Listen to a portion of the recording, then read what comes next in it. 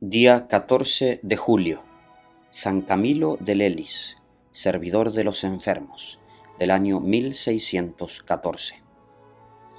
En el idioma etrusco, que se hablaba en Italia hace 20 siglos, se llamaba Camilo al que se dedicaba a ayudar a los que rendían culto a la divinidad. Y este nombre le quedó muy apropiado a nuestro santo, porque su labor principal fue dedicarse a ayudar a esos grandes servidores de Dios, que son los enfermos. El sumo pontífice lo declaró patrono de los enfermeros. Nació San Camilo en Los Abruzos, Italia, en 1550. Su padre era un militar, y el hijo siguió la misma carrera del papá. Pero le sucedió que le apareció una llaga en un pie, que lo hizo dejar la carrera de las armas e irse al hospital de Santiago, en Roma, a buscar su curación. Esta llaga misteriosa va a ser la que lo irá llevando poco a poco a donde Dios ha determinado que trabaje y consiga la santidad. En el hospital de Roma, mientras buscaba su propia curación, se dedicó a ayudar y atender a otros enfermos. Pero en aquel tiempo apareció el terrible vicio que trató de arruinarlo, su pasión por el juego. El que se enviciaba en los juegos del azar llegaba a una dependencia espantosa y el juego se le volvía una segunda naturaleza que lo esclavizaba. Lo saben hoy, por triste experiencia, muchos que son pobres esclavos de los juegos electrónicos. Casi siempre este vicio proviene de la avaricia, del deseo desordenado de conseguir dinero rápidamente y por medios fáciles, y lo que se consigue en la mayor parte de los casos es la ruina y la miseria.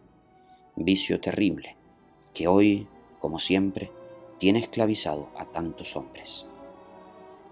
Fue expulsado del hospital de Roma, también porque, de igual que su padre, tenía un genio violento que lo hará sufrir mucho, pero que será como una fuerza interior que lo llevará después a atreverse a emprender muy arriesgosas empresas espirituales. Y en Nápoles perdió todos los ahorros de su vida en los juegos, y perdió hasta la camisa, quedando en la más completa miseria. Cuando más tarde repita: yo en mi juventud fui un pobre pecador, no estará diciendo sino la verdad, pero Dios tenía para él muy buenos planes de santidad. Su conversión.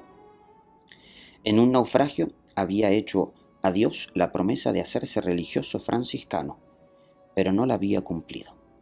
Estando en la más completa pobreza, se ofreció de obrero y mensajero de un convento de los padres capuchinos, y allí, antes de que le enviaran a llevar unos bultos a otra parte, oyó una exhortación o charla espiritual que el Padre Superior les hacía a los obreros.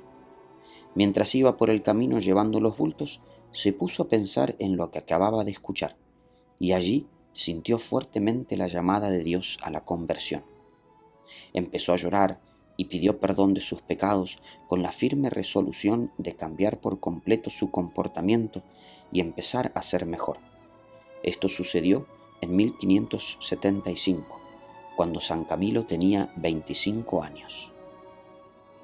Pidió ser admitido entonces como franciscano, pero allá en el convento se le abrió nuevamente la llaga en el pie y fue despedido. Se fue al hospital y obtuvo la curación, y logró que lo admitieran como aspirante a los capuchinos, pero en el noviciado apareció otra vez la bendita llaga y tuvo que irse también de allí. Siempre terminaba regresando al hospital. Vuelto otra vez al hospital de Santiago en Roma, en busca de la curación de la llaga de su pie, se dedicó con tal esmero y cariño a atender a los demás enfermos que pronto fue nombrado asistente general del hospital. Allí, en ese hospital, iba a descubrir el oficio que Dios le tenía destinado para santificarse. Dirigido espiritualmente por San Felipe Neri, estudió teología y fue ordenado sacerdote. En el año santo de 1575 se dio cuenta de que ante la inmensa cantidad de peregrinos que llegaban a Roma, Los hospitales existentes estaban totalmente inadecuados para poder atender bien a la cantidad tan impresionante de gente que llegaba a pedir auxilio. Y fue entonces cuando se decidió a fundar una comunidad de religiosos que dedicaran su vida por completo a servir en los hospitales. Al leer en el capítulo 25 del Evangelio de San Mateo, en el versículo 40, que Jesucristo, en el día del juicio final, dirá a los que atendieron a los enfermos: «Venid, benditos de mi Padre, a gozar del reino celestial, porque cuando yo estaba enfermo me atendisteis, pues todo favor que habéis hecho a los demás, a mí me lo habéis hecho». San Camilo se emocionó intensamente y se propuso tratar a cada enfermo como trataría a nuestro Señor Jesucristo en persona, y así lo hizo en adelante. A veces, mientras estaba ayudando a algún enfermo, lo llamaban a otra parte y él respondía: «Que esperen un poco, porque ahora estoy atendiendo a nuestro Señor Jesucristo».